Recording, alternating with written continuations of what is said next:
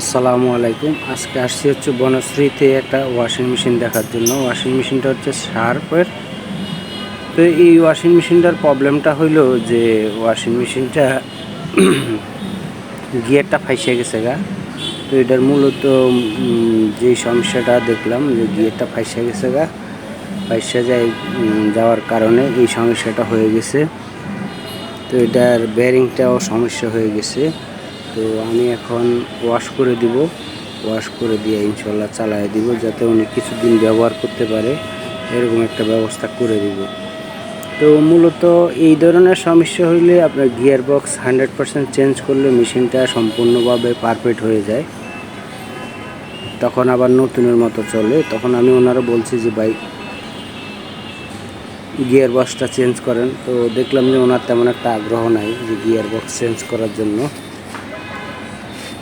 তো মোটামুটি যাতে ব্যবহার করতে পারে এরকম একটা ব্যবস্থা করে দিয়ে আসছি। ওনার প্রিমিয়াম ওয়াশ করে দিয়া তারপর হচ্ছে কিছু মোবিল দিয়া একটু ওয়াশ করে দিয়া তারপর হচ্ছে ওনারা চালায় দিয়ে আসছি।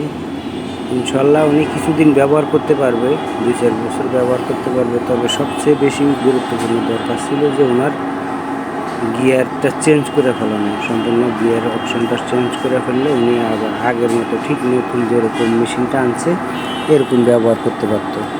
এখন ওনার দেখি তেমন একটা আগ্রহ নেই। আগ্রহ না থাকার কারণে আমি আর ওনারা বেশি একটা বলি নাই।